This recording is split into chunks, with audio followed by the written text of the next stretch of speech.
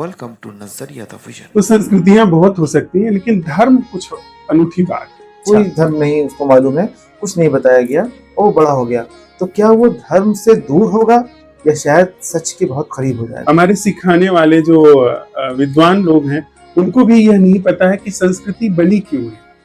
तो अगर उनको नहीं पता है तो जो भी वो सिखाएंगे, जो भी समझाएंगे, वो हो सकता है धर्म से दूर ले जाए। बाप दादा समझा दिए, जो हमारे लोगों ने समझा दिया, वो हम धारण कर लेंगे, वो धर्म नहीं है। जहां पर मैं अपनी लिमिट देखना शुरू करता हूँ सच्चे धर्म, वो धर्म जो मुसलमान धारण नहीं करता, जो हिंदू धारण नहीं करता, जो बौद्ध धारण नहीं करता, जो हिंदुस्तानी, पाकिस्तानी, चीनी धारण नहीं करता, वो धर्म जो सबको धारण किए हुए, जो मौलिक है, उसका अन्वेषण वहां से, उसका रास्ता वहां से खुलता है। लेकिन जो हम समझे बैठे हैं, ये तो कल्चर्ड भी नहीं है, ये तो बिल्कुल असभ्य ढंग है जीवन जीने का। ये तो एकदम मूर्खता वाली बात है कि इंसान इंसान से लड़े। क्या धर्म सिर्फ परंपराओं का एक सिलसिला है, या फिर एक ऐसी जीवित हकीकत जिसे हम समझने से ज्यादा दोहराते आए हैं? अजीब बात है, हम धर्म को मानते बहुत है, लेकिन समझते कितना है? तो फिर धर्म है क्या? एक अनुभव जो शब्दों से परे है, एक दृष्टि जो सोच से आगे है, या एक ऐसा जीने का अंदाज जहां इंसान सच के साथ खड़ा होता है, बिना डर के, बिना सहारे के? और अगर धर्म वाकई है, तो क्या वो मंदिरों, मस्जिदों की दीवारों में सीमित रह सकता है, या फिर वो उस खामोशी में जन्म लेता है जहां इंसान पहली बार खुद से मुलाकात करता है? धर्मराज जी के साथ जहां बात सिर्फ वेदों की नहीं होगी, बल्कि उस दृष्टि की होगी जो वेदों को भी नई रोशनी में देख सके। और शायद आज की गुफ्तगू में हम धर्म को सीखेंगे नहीं, बल्कि पहली बार उसे देखना शुरू। आइए सुनते हैं कुछ ऐसी बातें जो सिर्फ कानों से नहीं, दिल से महसूस होती है। धर्मराज साहब, आपका स्वागत है हमारे। धन्यवाद। तो हम सभी लोग धर्म को फॉलो करते हैं, लेकिन क्या आपने कभी समझा है कि हम क्या फॉलो कर रहे हैं? जी सर, दो शब्द हैं हमारे पास, एक है धर्म और दूसरा है संस्कृति। संस्कृति यानी कि परंपराएं और रिचुअल्स। संस्कृति का मतलब जो एक व्यवस्था हमने निर्मित करी, जो एक एम्बियंस बनाए, एक माहौल बनाए, एक व्यवस्था निर्मित करे, जिसको हम धर्म नाम से संबोधित कर रहे हैं, वो उग सके, उसको अवसर मिल सके। तो कई बार क्या हुआ है, जिस रूप में आज धर्म हमारे सामने है, उसमें तो यह बात साफ समझ में आती है कि संस्कृति को धर्म समझ लिया गया या धर्म को संस्कृति समझ लिया गया। जी, वो एक बुनियादी भूल है। ये संस्कृति तो ज्योग्राफिकल, हाँ, उत्तर भारत की अलग संस्कृतियां हैं, दक्षिण भारत की अलग है, अरब संस्कृति अलग है, यूनानी ज्योग्राफिकल भी है। उसके अलावा जिसको हम धर्म नाम से संबोधित कर रहे हैं, उसको अवसर देने के लिए अलग अलग प्रयोग भी किए गए हैं। अच्छा, उसको बढ़ाने के लिए आसानी से उसको जैसे अभी आप यहाँ बैठे हैं जी, तो यहाँ पहुँचने से पहले जो हम आप जिस बिंदु पे बात कर रहे हैं, उसके पहले हमारे आपके बीच में एक समन्वय बैठा। आपने मुझे थोड़ा मेरा परिचय लिया, मैंने आपका परिचय लिया, फिर हमने एक योजना बनाई, एक दिन तय किया, एक समय तय किया, फिर बाकी सारे कामों से अपने को फुर्सत निकाल करके फिर यहाँ हम बैठे हैं। और काम क्या हो रहा है, हम एक गहन संवाद कर रहे हैं। लेकिन उसके पहले सारी जो कार्य योजना बनी, उसी को थोड़ा आप संस्कृति शब्द से संबोधित कर सकते हैं। अब ये जो माहौल बना है, जो संवाद हमारे आपके बीच में, असली चीज ये है। और ये जो संस्कृति है, मतलब माहौल बनना है, ये डिफरेंट भी हो सकते हैं। मतलब कह सकते हैं वो संस्कृति रास्ते हैं और जो मंजिल है वो धर्म। हाँ, थोड़ी देर के लिए हम कह सकते हैं, क्योंकि माहौल आप बहुत तरीके से बना सकते हैं। यहाँ बना सकते हैं, शायद हम कहीं पेड़ के नीचे बैठे, नदी के किनारे थोड़ा एकांत में बैठे, कुछ और कपड़ा पहन के बैठे, किसी और भूमिका से मिले होते माध्यम से। तो संस्कृतियां बहुत हो सकती हैं, लेकिन धर्म कुछ अनूठी बात है। अच्छा, अगर एक बच्चा किसी भी धर्म के बिना बड़ा हो जाए, कोई धर्म नहीं उसको मालूम है, कुछ नहीं बताया गया और बड़ा हो गया, तो क्या वो धर्म से दूर होगा या शायद सच के बहुत करीब हो जाए? हम कह नहीं सकते हैं सर। अब यह बात लागू होती है जी। जो संस्कृतियां हम उपलब्ध करा रहे हैं वह संस्कृतियां वास्तव में किस लिए हैं। अगर हमने संस्कृति को ही धर्म समझा है तो कोई भी बच्चा चाहे जितना अच्छी तरीके से संस्कारित किया जाए वो संस्कृति पर ही निर्भर हो जाए, बल्कि ज्यादातर संभावना है कि वो कट्टर हो जाए। संस्कृति को ही अगर उसने धर्म समझ लिया तो उसमें कट्टरता आ सकती है। बजाय इसके हो सकता है कि कोई बच्चा जो किसी भी इस तरह की धार्मिक संस्कृति में पला बढ़ा न हो, वो अपेक्षाकृत ज्यादा लचीला होगा, वो ज्यादा सुनने समझने के लिए राजी होगा। हो सकता है उसके अंदर कट्टरता का जो भाव है ना वह कम हो। इसका मतलब है जो लोगों को एक तरबियत दी गई है, जो संस्कार दिया गया है, वो इन जो आपने बताया कि जो रास्ते हैं, जो तैयारियां हैं, वो सिखाई गई हैं, असली चीज नहीं सिखाई। असली चीज नहीं सिखाई है, क्योंकि जो लोग सिखाने वाले हैं उनको भी पता नहीं है। उन्होंने वही सीखा है। उन्होंने भी वही सीखा है और उसी चीज को मान लिया यही अंतिम है। उनको वो घाट तक लेके, जैसे कि कोई घाट तक पहुंचे नदी के और ये समझे कि घाट तक पहुंचना ही सारा मामला है, जबकि हो सकता है घाट पे पहुंचना नदी में स्नान करने को लेकर के था। घाट पे पहुंचने की जो भूमिका थी, वो सारे उपाय जो थे वो असल में नदी में स्नान करने के लिए था। स्नान हुआ नहीं, घाट तक पहुंचने तक ही सीमित रह गया कि भाई हमको नदी तक पहुंच जाना है, बस। उसी में फिर परंपराएं बनती गई, उसी में पिकनिक बनता गया, जो भी नया नया उसमें एक्सपेरिमेंट होता गया, लेकिन असली चीज तक नहीं पहुंचे। असली चीज तक नहीं पहुंचे। नहीं अब संस्कृति हम सिखा देते हैं, हमारे सिखाने वाले जो विद्वान लोग हैं उनको भी यह नहीं पता है कि संस्कृति बनी क्यों है। तो अगर उनको नहीं पता है तो जो भी वो सिखाएंगे, जो भी समझाएंगे, वो हो सकता है धर्म से दूर ले जाए, धर्म की मौलिक जो प्रतीति है उससे दूर ले जाए। मैं ये नहीं कह रहा हूँ कि अगर धर्म के बिना कोई बच्चा बड़ा होगा, हो सकता है कि वो आदिम जैसा हो जाए, वो बिल्कुल असभ्य जैसा हो जाए, लेकिन ज्यादा संभावना है कि कम से कम परवर्टेड तो नहीं होगा, विकृत तो नहीं होगा, अगर धर्म को ठीक से समझे बिना संस्कृति को लागू किया जा रहा है तो। क्या मतलब धर्म एक ऐसी चीज है जो हमें सिखाई जाती है, या एक ऐसी बात है जो खुद ब खुद हम महसूस कर सकते हैं, करते हैं बिना सिखाए? अब जब आप एक शब्द इस्तेमाल कर रहे हैं महसूस कर सकते हैं जी, तो महसूस करने से आपका क्या असर है? मतलब हमें खुद से एक हमें रियलाइज हो जाए कि ऐसी चीज है जो धर्म है, यानी कि जो दुनिया में हम अपने कार्यकलापों के लिए काम कर रहे हैं उससे परे भी कुछ है, या इसमें भी हम किस तरीके से कर रहे हैं, हम धार्मिक तरीके से अपना कार्य कर रहे हैं या नहीं। धार्मिक का मतलब वो जो आपने बताया रिचुअल नहीं, धार्मिक तरीके का मतलब सत्य के तरीके से।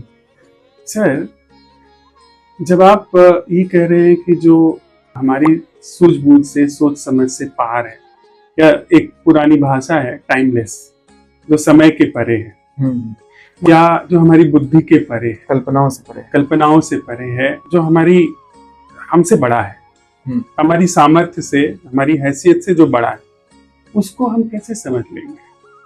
वो कौन सी चीज है, कौन सा मीडियम है जिससे हम सत्य को समझ लें? मीडियम हमारे जो हैं वे छोटे हैं, वे बड़े को नहीं समझ सकते।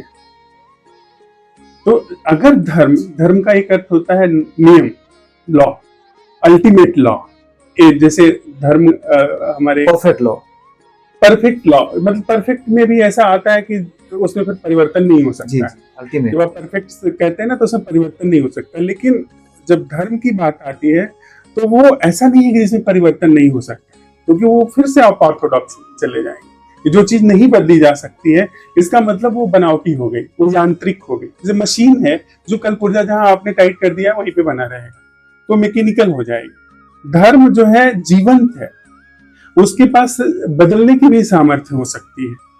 अगर वो बदल नहीं रहा है तब तो इसका मतलब है कि फिर वो हमारी यांत्रिक बुद्धि की हैसियत में आ गया। मतलब धर्म जो है वो परिवर्तनशील है, मतलब हम जैसा समझते हैं वैसा रास्ता परिवर्तनशील है, लेकिन धर्म के संदर्भ में अगर हम ये कहते हैं कि वो परिवर्तनशील नहीं है तो इसका मतलब हमने उसको सीमित कर दिया। उसकी जो आपने कहा ना कि अल्टीमेट लॉ है धर्म, हाँ, जब अल्टीमेट लॉ है तो वो उसमें परिवर्तन की आवश्यकता कैसे हो सकती है? एक शब्द से मैं अपने को स्पष्ट करने की कोशिश करूं। ऐसा मैंने कई स्क्रिप्चर्स में देखा है, धार्यत इति धर्म, जो धारण करे वो धर्म है। अब आप हमको क्या धारण करता है? हम आप यहाँ पे बैठे हैं, क्या धारण कर रहा है? हमको धरती धारण कर रही है? नहीं, हम क्या धारण कर रहे हैं इसकी बात नहीं, हम जो धारण करें उल्टी व्याख्या है। अच्छा, हम कौन होते हैं धारण करने वाले? हम तो अपनी सोच समझ से कुछ धारण कर लेंगे, कुछ कैलकुलेशन से धारण कर लेंगे, जो हमारे बाप दादा समझा दिए, जो हमारे लोगों ने समझा दिया, वो हम धारण कर लेंगे। वो धर्म नहीं है, वो गलत व्याख्या है, उल्टी व्याख्या है। जो हम धारण करते हैं वो धर्म नहीं है, जिसको हम चुन लेते हैं वो धर्म नहीं है। धर्म का मतलब है जो हमको धारण किए, हमें चुना जिसने, जो हमें धारण किए हुए। अभी चुनने की बात में नहीं जानते, तो हमें अब यहाँ हम बैठे हैं, हमको क्या धारण किए? आप कहेंगे कि बहुत सारी चीजें, धरती धारण किए हुए है, जो स्पेस है वो धारण किए हुए है, हवा धारण किए हुए है, हमने जो भोजन खाया है वो पच रहा है वो धारण किए हुए है, क्या ये सब धारण किए। फिर सवाल आता है उनको क्या धारण किए हुए है? ये सपोज करिए कि ये जो स्पेस है इसको कौन धारण किए हुए है? मतलब ये हुआ कि जो आप इन्फिनिट रिग्रेस की बात कर रहे हैं कि कहाँ तक आप इस तरह से जो धारण से पहुंच रहे हैं, वो जो मौलिक इन्फिनिट तक पहुंच रहे हैं आप। नहीं, जो मौलिक जो सबको धारण करता है और जिसे कोई धारण नहीं करता है जी, कोई एक ऐसा बिंदु जिसको कोई धारण नहीं करता है लेकिन वो सबको धारण करता है, वो धर्म है। और वो धर्म किसी एक व्यक्ति का नहीं हो सकता, क्योंकि वो तो सबको धारण किए, वो आपको भी धारण किए हुए, इस प्लांट को भी धारण किए हुए, इस मेज को भी धारण किए हुए, इवन यह मेज जिसे धारण किए हुए है उसको भी वो धारण करें। ये इस प्लांट को जो मिट्टी धारण किए हुए है उस मिट्टी को भी वो धारण किए हुए, तो वो धर्म है। अब वो अगर आप उसके अन्वेषण में जाएं तो पूरा फिनोमिना बदल जाता है। मतलब जो हमको धारण कर रहा है, यानी मेरी बुद्धि को भी जो धारण कर रहा है, मेरी समझ को भी जो धारण कर रहा है, मेरी आंख को जो धारण कर रहा है, मेरी विजन को जो धारण कर रहा है, वो धर्म है। मेरी सोच को जो धारण कर रहा है, मेरी बुद्धि को जो धारण कर रहा है, वो धर्म है। अब अगर मेरी बुद्धि को कोई है जो धारण कर रहा है, जो उसके पीछे है, जो उसके बेस में है, तो मेरी बुद्धि अपने बेस को कैसे देख पाएगी, उसको कैसे कैलकुलेट कर पाएगी? नियम है, धर्म है, वो धारण कर रहा है, लेकिन उसके बारे में कोई भी कैलकुलेशन जो होगा वो उसमें तो हम जो अपने जो भौतिक समझ से जो फिजिकली फिनोमेना देखते हैं, हम उसको देखते हुए जी, जो चीजें हम धारण करते हैं या जो चीजें हम यूज करते हैं या जो देखते हैं, जो अपनी पांचों इंद्रियों से हम महसूस करते हैं, उसको देखते हुए अगर हम देखें तो धर्म क्या है? तो ये संस्कृति है जो हम धारण करते हैं, ये संस्कृति है। एक ढंग से मैं कहने की कोशिश करूं, हम जो देखते हैं ये नोन है, ज्ञात है। आप मेरे सामने बैठे हो, मेरी आंख से आपका दृश्य जो है वो मेरी रेटिना पर पड़ रहा है, वो संदेश भेज रही है मेरे मस्तिष्क को, मेरे मस्तिष्क में डिकोडिंग हो रही है, और मैं जो मेरे पास ज्ञान है, जो समझ है, उसके अनुसार आपको ये कह रहा हूँ कि ये फलाने हैं जी, ये ज्ञान है, ये नोइंग है।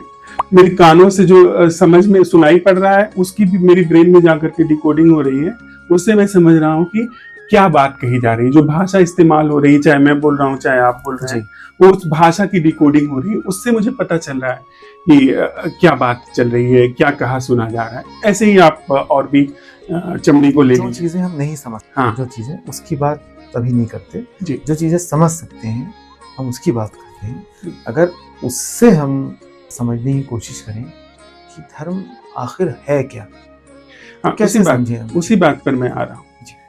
अब यहाँ पर बात बहुत सिंपल ढंग से मैं कहना चाह रहा हूँ। सपोज करिए मैं आपको देख रहा हूँ जी, आप जो मुझे दिखाई पड़ रहे हो, एक फिजिकली दिखाई पड़ रहे हो, एक साइकोलॉजिकली भी दिखाई पड़ रहे हो, क्योंकि मेरा जो नॉलेज है वो आपको समझने की कोशिश कर रहा है आप कौन हो, क्या हो, जो भी इसकी कंडीशनिंग है, जो भी इसकी प्रोग्रामिंग है, उसके अनुसार डिकोड करने की कोशिश कर रहा है। तो ये चीज मेरी समझ है, ये चीज मेरी प्रोग्रामिंग है, ये चीज नोन है, ये नोन फील्ड की है। लेकिन बहुत कुछ आपको जो मैं नहीं जान सकता, समझे आप बहुत कुछ ऐसे हो जो मेरा ब्रेन डिकोड नहीं कर सकता है, या आप मुझे देख करके मेरे भीतर बहुत कुछ ऐसा है जो आप नहीं डिकोड कर सकते, जो कोई डिकोड नहीं कर सकता, जो चीज किसी माध्यम के अनुसार डिकोड की ही नहीं जा सकती है। आप समझ रहे हैं बात? जी। जब यह तथ्य मेरे सामने आता है कि मैं सीमित हूं, मेरी अपनी लिमिट्स हैं, मैं कुछ चीजें जान सकता हूं लेकिन सब कुछ नहीं जान सकता। मेरे पास जो मीडियम है वो कुछ चीजों को डिकोड कर सकते हैं, लेकिन बहुत सारी ऐसी चीज हैं वो जो डिकोड की ही नहीं जा सकती। छोटे से छोटे तथ्यों के संदर्भ में भी डिकोड नहीं की जा सकती। साइंटिस्ट भी हैं, कल तक जो एक चीज को कहते थे कि ये फला है, और वो आगे बढ़ते कहते नहीं ये फला भी दिख, इसमें फला भी दिख रहा है। वहां से धर्म का जन्म होता है, जहां पर मैं अपनी लिमिट देखना शुरू करता हूं।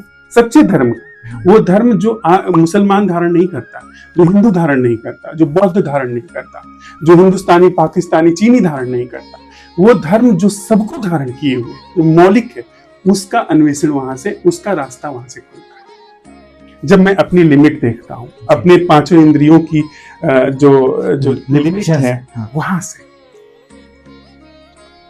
तो इसका मतलब है कि हमें अपनी सारी समझ साइड पर रखनी पड़ती है धर्म को समझने के लिए। एग्जैक्टली। जब तक मेरी समझ है मैं हिंदू रहूंगा, जब तक आपकी समझ है आप अबसर रहेंगे।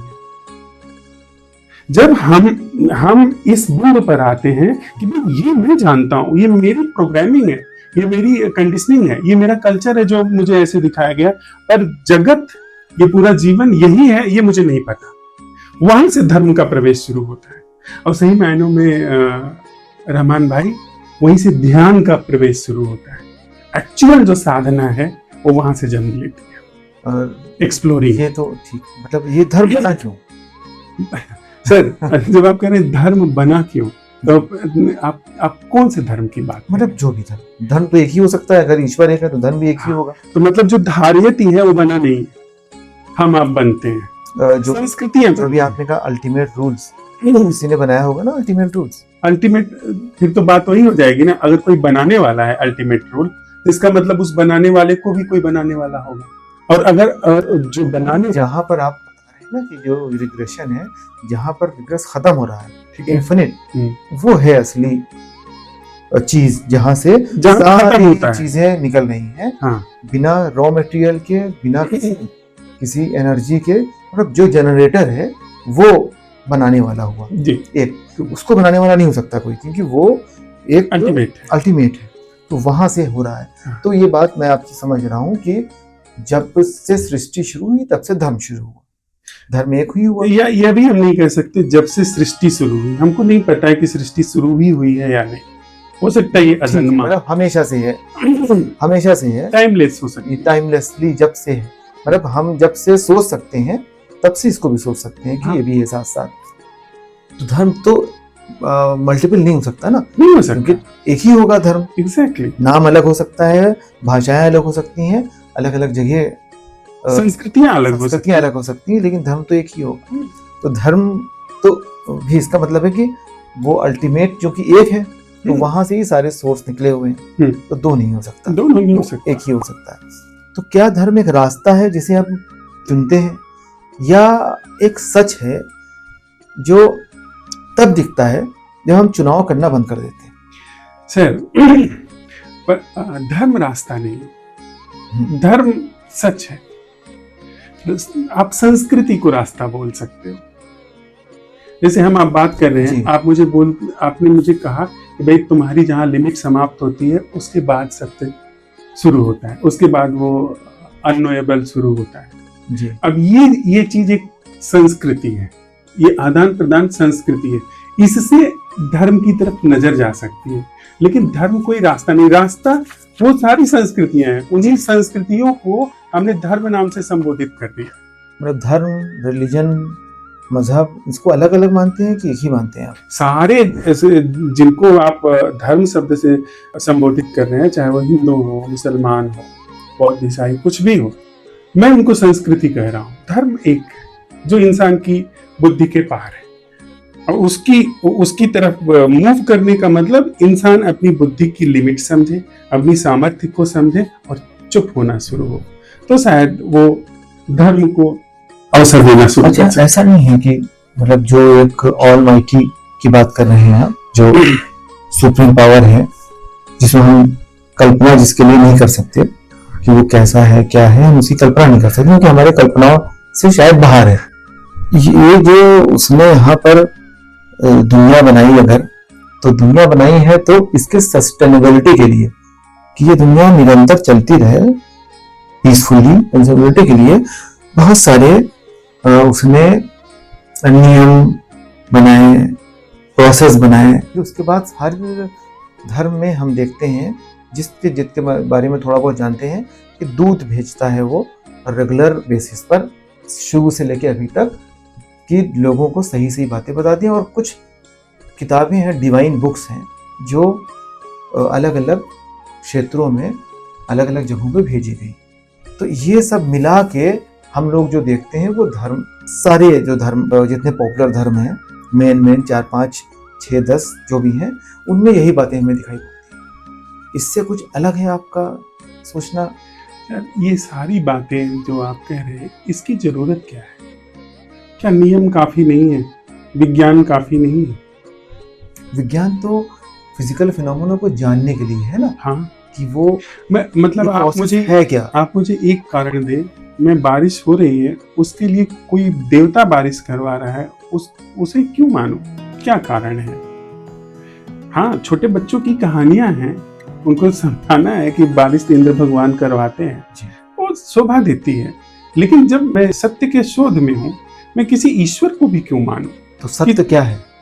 सत्य का मतलब जो मेरी बुद्धि में नहीं आता है। मेरी बुद्धि में जो चीजें हैं वो वर्चुअल है। आप समझ रहे हैं बात? जी। मेरी बुद्धि का मतलब वर्चुअल एक फिनोमिना। आपका नाम मेरी बुद्धि में है, आपकी इमेज मेरी बुद्धि में है, पर मेरी बुद्धि में जो इमेज है, जो नाम है, वो आप नहीं हो। तो बुद्धि की सारी चीजें जो भी घुमड़ रही हैं, वो एक्चुअल नहीं है। मतलब आप सॉफ्टवेयर, जो ब्रेन तो हार्डवेयर हो गया, माइंड की बात आप कर रहे हैं। माइंड की बात जो सॉफ्टवेयर है वो बॉडी के अंदर है या बॉडी से अलग है? आप उसको बॉडी के अंदर मानो, बाहर मानो, कल्पना में मानो, वो उससे बहुत फर्क नहीं पड़ता, वो विज्ञान का विषय हो सकता है। लेकिन इतनी बात मैं कह रहा हूँ कि जो मेरी बुद्धि में चल रहा है एक्चुअल नहीं।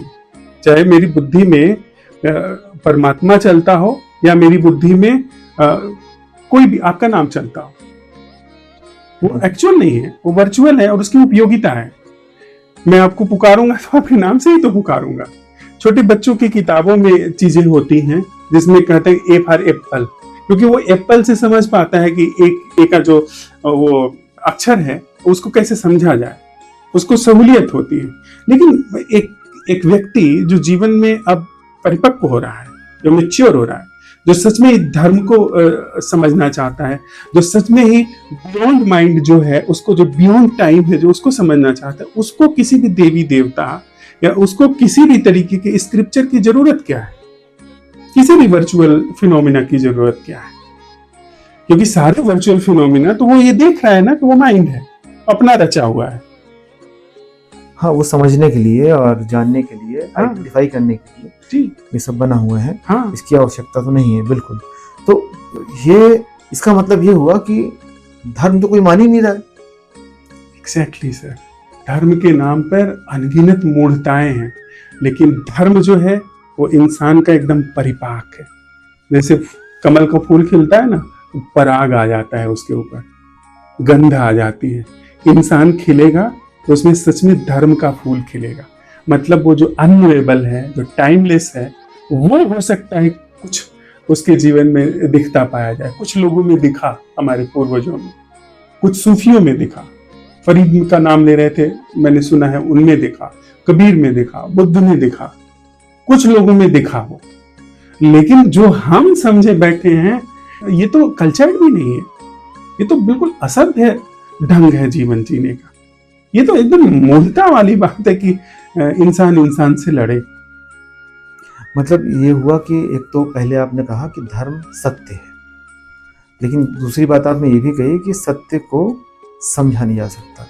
दूसरा आपने कहा कि इनडायरेक्टली कहा कि धर्म प्रेम है, मतलब उसमें नफरत नहीं हो सकती। का मतलब है कि प्रेम अगर है धर्म नहीं, का मैंने प्रेम नहीं उत्पत्ति। कहा, ये प्रेम शब्द इस्तेमाल नहीं किया। जब आप प्रेम शब्द इस्तेमाल करते हैं तो फिर से जितना धर्म के साथ में अत्याचार हुआ है शब्द के, उतना ही प्रेम शब्द के साथ में अत्याचार हुआ है। कोई भी मेरा स्वार्थ है आपसे तो मैं आपको आई लव यू कहने में झिझकता नहीं। जब प्रेम की बात आती है, प्रेम शब्द आप इस्तेमाल कर रहे हैं, तो बहुत सावधान हो जाना चाहिए कि प्रेम शब्द से क्या आशय है हमारा। प्रेम का मतलब ये है जिसमें जब हम जो आपने बातें की उस फिलॉसफी से हम स्वार्थ के बाहर हो गए। जब एग्जैक्टली स्वार्थ के बाहर हो गए तो प्रेम ही बचा और एग्जैक्टली। सत्य बचा। और हम आप छानबीन करें, जी, कोई ऐसी चीज हम आप पाएंगे क्या जिसमें हमारा स्वार्थ नहीं होता, या कोई भी ऐसा घटनाक्रम जिसमें भय नहीं होता। नहीं, जब कभी कभी सोचते हैं हम, जो अभी आपने बात की, तब तो विरक्त हो जाता है इंसान हर चीज से। सर विरक्ति में न जाएं, लेकिन हम प्रेम के शोध में अगर रहें तो आप पाएंगे कि हमारे 99.99% मूवमेंट स्वार्थ और भय से प्रेरित है। लेकिन हम उनको इतना सस्ता नहीं दिखाना चाहते, इसलिए प्रेम शब्द का अपहरण कर लेते हैं। लागू नहीं होता हमारे आचरण व्यवहार में प्रेम का जो मौलिक अर्थ है, लेकिन हम उसको ले आते हैं ताकि थोड़ा सा रंग रोगन दिखे। तो समझ में बात ये नहीं आ पाई कि धर्म आखिर है क्या। सत्य है तो सत्य हम समझ नहीं सकते, प्रेम है तो प्रेम भी उसका मिसयूज होता है उस शब्द का। सर, तो कैसे समझे हम कि मैंने आपसे दो बातों का निवेदन किया, एक है संस्कृति और दूसरा है धर्म। संस्कृति के भी दो पार्ट हैं। जितने धर्म की बात हम लोग जानते हैं वो सब तो आपने बता दिया कि संस्कृतियां हैं, एक तरफ संस्कृतियां हैं, सब संस्कृतियां हैं। और संस्कृतियों में भी एक बात है, एक संस्कृति है जो खाने पीने तक सीमित रह जाती है। खाने पीने, उठने बैठने, चलने फिरने, लेन देन। जैसे रसिया में है, बहुत सारे चीन में है, बहुत सारे जो कम्युनिस्ट देश हैं, वहां भी संस्कृति है। आचरण व्यवहार, मिलना जुलना, वहां भी संस्कृति है। ईमानदारी धर्म, है। ईमानदारी भी है। और हमसे आपसे ज्यादा जो हम लोग तथाकथित धर्मनिष्ठ लोग हैं, हमसे ज्यादा ईमानदार लोग हैं, हमसे ज्यादा न्यायप्रिय लोग हैं, ये है। लेकिन वहां पे धर्म की कोई बात, तो वो तो ज्यादा धर्म पर हो गए। नहीं, संस्कृति, उनकी संस्कृति ज्यादा साफ सुथरी है, उनका आचरण व्यवहार ज्यादा साफ सुथरा है। वो दुनिया में अच्छी तरीके से आचरण व्यवहार हो सकता है, बेहतर करते हो, एकदम से बेहतर नहीं कर सकते हैं लेकिन बेहतर करते हैं। कोई भी, माओ ने साम्यवाद लाने में ही 60 लाख लोग मार दिए। ये कौन सी संस्कृति हुई जो बहुत अच्छी है, बेहतर है, ज्यादा बेईमानी नहीं है, ज्यादा चोरी उचक्कई नहीं है, ज्यादा महत्वाकांक्षा नहीं है, थोड़ा सा हमसे मतलब उन लोगों से तो बेहतर है। हम जब संस्कृति शब्द का धर्म के संदर्भ में इस्तेमाल करते हैं तो ऐसा तरीका, ऐसा ढंग जिसमें अपनी लिमिट समझ में आनी शुरू हो, जिसमें हमको ये दिखने लगे कि जो हम समझते हैं, जो हम जानते हैं रिश्ते नातों को, वो काम चलाऊ है। हम जो जिंदगी को समझते हैं वो काम चलाऊ है। हो सकता है जिंदगी बड़ी मिस्टीरियस हो, बड़ी मतलब रहस्यमयी हो, जिसमें हम जान करके भी न जान सके कि वो क्या है। हम जिसको खुशी जानते हैं वो बड़ी कन्वेंशनल होती है, कॉज एंड इफेक्ट में आती है। जो सच्ची खुशी है उसका हो सकता है हमको पता ना हो। तो जो संस्कृति उसकी तरफ ले जाए, वो संस्कृति धर्म के लिए आप इस्तेमाल कर सकते हैं। मतलब जो ऐसी संस्कृतियों को आप धर्म के करीब मान रहे हैं, जो हमारे विचार को साफ कर सके और सही विचार समझ सके कि क्या होना चाहिए। जो सीमितताओं के बारे में आपने बात की, का मतलब ये हुआ कि हम सब कुछ तो कर ही नहीं सकते, जो भी कर सकते हैं उसके हिसाब से। जैसे आपने चाइना, जापान का सुना है, तो इन सब जगहों पर काफ़ी प्रिंसिपल है, काफ़ी ईमानदारी है, जबकि यहाँ पर बहुत मिलावट है। बच्चों के दूध तक में मिलावट है, हर चीज़ में मिलावट कर देते हैं। तो ये कैसा धर्म है? जितने भी लोग हैं, आपका संदेश अब धर्म की व्याख्या में क्या है कि लोगों को क्या मानना चाहिए, कैसे जो कन्फ्यूजन है उससे वो बाहर निकले, कि कन्फ्यूजन हमेशा रह गई। सर, एक वर्ग है जो हाथ से निकल गया है, उसको आप कुछ भी बोलेंगे वो नहीं समझेगा, कुछ भी नहीं। लेकिन थोड़ी से लोग, ये आप जैसे लोग सुनने के लिए राजी हैं, तो देखने के लिए राजी हैं, उनको बात दिख जाएगी, एक झलक में दिख जाएगी कि भाई मैं जो जिंदगी समझ रहा हूँ वो मेरी समझ है, मुझे नहीं पता है कि हम क्या जिंदगी जानते हैं। हम हमारी पूरी जिंदगी जो यहाँ स्क्रीन पे दिखाई पड़ती है, उसमें एक शुरुआत है, एक अंत है, मौत आती है, सब कुछ फिनिश है, सब फिनिश, मालूम ही नहीं क्या मालूम ही नहीं है कि क्या है। यहाँ जीते जीते भी हमको नहीं पता चलता है कि असल में यहाँ पे क्या है। जो हमारी बुद्धि में बैठा है वही हम चारों तरफ देखते हैं। स्क्रीनिंग 100 तरीके के ग्लासेस लगे हुए हैं हमारी आंख, असल क्या है हमको नहीं पता। ये अगर कोई भी व्यक्ति, कोई संजीदा व्यक्ति, कोई सच में विवेकशील व्यक्ति कोई भी हो, उसमें ये सब फालतू के कचरे संगठित धर्मों के नहीं देखेगा, वो मूव करेगा, वो देखेगा, उसके जीवन में अपने आप धर्म का उदय होता है। धर्म की बात एक और है। धर्म कहते हैं कि धर्म आपको चुनता है, आप धर्म को चुन नहीं सकते। अच्छा, आप सिर्फ एक माहौल अपने को तैयार करते हैं, धर्म आपको चुन लेता है सम्यक पा करके। तो हमारे और एपिसोड्स रहे हैं जो इस थोड़ा बहुत इसको छूते हुए रहे हैं, तो उसमें हमने जानने की कोशिश ये की है, जो मेरा एक मानना है वो ये है कि जो भी सो कॉल्ड धार्मिक लोग हैं, जो समझते हैं कि वो धार्मिक हैं और धर्म का पालन करते हैं, तो मेरे हिसाब से वो सारे लोग रिचुअल्स का, परंपराओं का पालन करते हैं। और मुझे लगता है कि धार्मिक वो लोग हैं जो धार्मिक स्क्रिप्चर्स, जो जिन्हें समझा जाता है कि डिवाइन स्क्रिप्चर्स हैं, उसको जो फॉलो करते हैं वो धार्मिक लोग हैं। आपने धर्म की एक और वृहद टाइप की व्याख्या की है जो उससे भी थोड़ा सा ऊपर उठकर है, और जब उस व्याख्या के अनुसार तो धर्म एक है, तो दो तो हो ही नहीं सकता। और बाकी सारी संस्कृतियां, और मैं अगर संस्कृति भी मानते हैं तो मुझे लगता है कि संस्कृतियों का भी पालन न करके हम सिर्फ परंपराओं का पालन कर रहे हैं, जो हमारे अंधा खेलिया।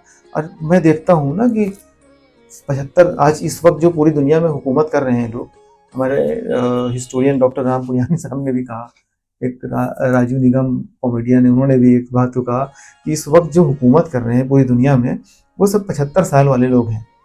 इंडिया का भी है, आप अमेरिका का देखिए, इजराइल का देखिए, ये रशिया का देखें, चाइना का देखें, ये सारे 75 प्लस लोग हैं और इनको फिर भी पता नहीं क्या चाहिए बाकी बची कुछ जिंदगी में कि पूरी दुनिया को तबाह कर देना चाहते हैं। जबकि जैसे यहाँ पर नेपाल में एक 35 इयर्स का प्राइम मिनिस्टर बना है, वो बहुत कुछ ठीक करने की कोशिश कर रहा है। जब अभी जिंदगी बहुत बची है तो लालच बहुत होनी चाहिए, लेकिन जब 75 के बाद तो मालूम हो जाना चाहिए कि अब बहुत ज्यादा नहीं बची है जिंदगी, तो हम देखते हैं कि लालच बहुत ज्यादा बढ़ जाती है। तो ऐसा क्यों होता है? सर, पूरी हमारी जो परवरिश है उसमें ही खोट है। मतलब कहने का आशा है कि हमारी पूरी शिक्षा पद्धति ही, जो कभी अगर हम कहें कि हमारे पूर्वजों ने खोजी थी, उसमें चूक हो गई है। कभी शिक्षा पद्धति तो इम्पोर्टेड है, जो हमारी एक शिक्षा पद्धति अब है। नहीं, ये जो स्कूलों एकेडमिक शिक्षा पद्धति की मैं बात नहीं कर रहा हूँ, जो कल्चरल है जी, जो हम घर में सीखते हैं, अपने माता पिता से सीखते हैं, अपने पास पड़ोस से सीखते हैं, घर में रखने वाली किताबों से सीखते हैं, आचरण व्यवहार में लोगों से सीखते हैं, उसकी मैं बात कर रहा हूँ।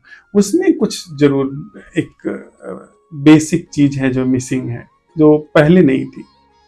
पहले ठीक था, पहले ऐसा नजर आता है। मैं बहुत पुरातन पंथी नहीं हूँ, लेकिन ऐसा लगता है कि कुछ तो मिस हो गया पहले से चीज, विशेष करके पूरब में तो चीजें मिसिंग। तो अब मतलब लोगों को सोचने का वक्त नहीं मिल रहा है कि वो किस दिशा में जा रहे हैं। अभी आप जैसे बात कर रहे थे ना कि सारी दुनिया के जो लोग हैं वो इस तरह से हैं, वो बूढ़े हो गए हैं, वो बात तय किनारे। आप यंग में देखिए, एक आप युवक से भी बात करेंगे, आइडियलिस्टिक होता है अक्सर। हाँ, वो समझता है कि धर्म का मतलब यही है। उसका माइंड आप बहुत ऑर्थोडॉक्स पाओगे, बहुत रूढ़िवादी अपने स्वार्थ के लिए बना दिया गया है। इस तरह मतलब वही मैं बात कर रहा हूँ ना कि जो हमारी परवरिश है उसमें जो नेचुरल फ्लावरिंग है, मतलब ऑर्गेनिक फ्लावरिंग है, वो ब्लॉक्ड है। अब आप शुरू से ही बच्चे को ये बता रहे हो कि जो ज्ञात का क्षेत्र है, नोन फील्ड है, उसमें ही जितनी तुम आगे अपनी हैसियत बड़ी कर लोगे उतना ही तुम सफल माने जाओगे, उतना ही तुमको मतलब अच्छे से देखा जाएगा, तुमको सब ऐसा लगेगा तुम्हारा पैदा होना सफल हो गया। अब ये करप्शन है। कोई बड़ा अधिकारी बन जाए, बहुत रुपए पैसे वाला हो जाए, लेकिन उसके जीवन में दुख हो, वो विषाद में रहता हो, वो चिंताओं से कैसे मुक्त होकर के जिए, वो घंटे 2 घंटे अपने जीवन में ऐसे पाता ही ना हो कि वो शांति से बैठ सके, वो बिना चश्मे के किसी से मिल ही ना पाता हो, सारे ग्लासेज ही उसको लगे हो कि ये अपना है, ये पराया है। तो ये विकृति है। और यह चीज अगर मिसिंग है तो बड़ा नुकसान है।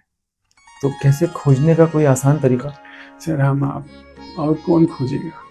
मतलब बात करना जरूरी है, यार खुले दिमाग से बात करना जरूरी खुले दिमाग से बात करें, घर में बात करिए, मित्रों से बात करिए, भाई बिना पूर्वाग्रह के बात बिना करना पूर्वाग्रह के। और इन बात करने से पहले अपने को हम आप मांझें कि सच में ही क्या मेरा विजन क्लियर है या मैं खुद ही बायस हूँ।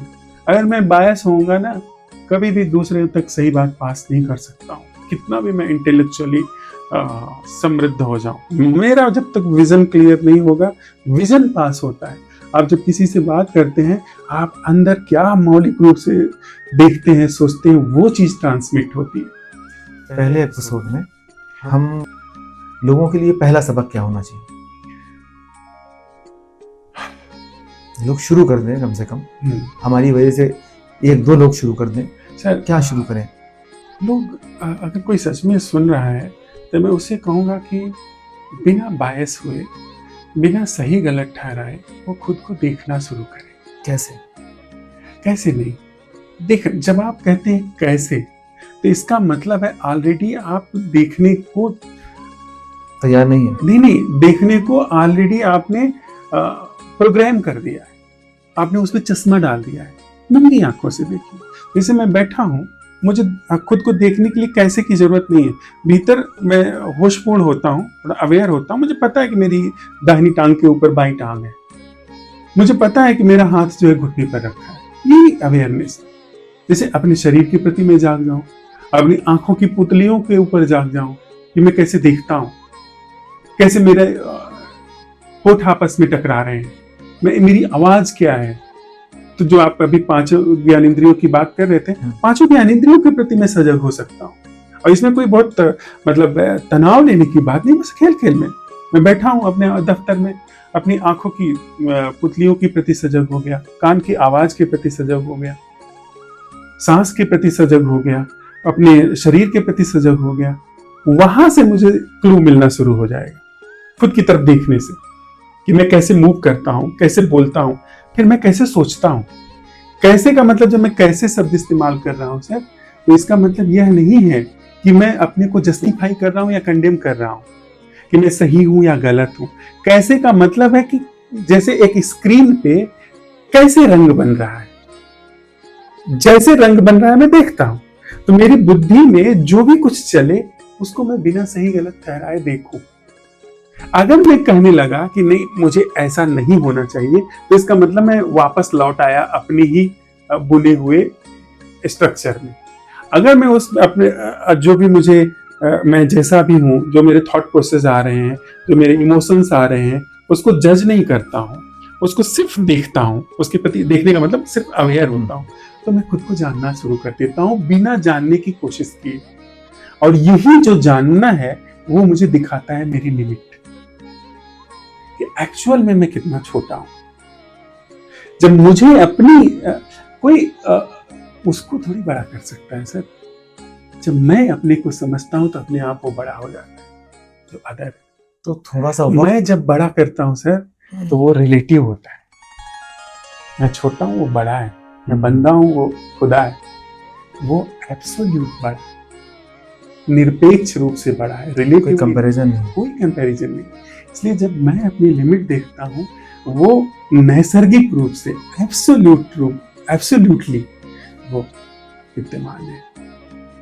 तो इसका मतलब ये हुआ कि कुछ देर हमें अपने लिए देना जरूरी है दिन भर में, और दिखना। जो आपने तरीका बताया उस तरह से योगा जो होता है सांस वाला, वो भी एक उसमें आपने बोला वो सब सहायक हो ये सकते सब हैं। सहायक हो सकते हैं। और जो इंद्रियों के जरिए हर इंद्रियों के बारे में थोड़ी 5-5 मिनट सोच के आधे घंटे का टाइम अगर दे दिया तो सर, जिंदगी बदलना 3 शुरू हो दिन जाएगी। है। मैं कह रहा हूँ 3 दिन कोई अगर दिल से करे, सिर्फ वो 5 इंद्रिय जो उसकी ज्ञानेंद्रियां हैं, आँख कान नाक त्वचा सांस, ये जो 5 ज्ञानेंद्रियां हैं, सिर्फ उसके प्रति 1 घंटा भी बिना कुछ परिणाम की आकांक्षा किए बस देखे कि मैं मतलब ये श्वास कैसे चल रही है, कैसे भीतर जा रही, बाहर आ रही, कैसे कानों पे आवाज आ रही, कैसे मुझे ये सब कलर्स दिखाई पड़ रहे हैं, कैसे आकृतियां दिखाई पड़ रही हैं। आप पाओगे ट्रेमेंडस चेंज शुरू हो गए। खुद का जानना इतना विराट है, इतना रिवीलिंग है, जिसकी कोई सीमा नहीं। ये संस्कृति है जो हम आप बात कर रहे हैं ना, ये संस्कृति है।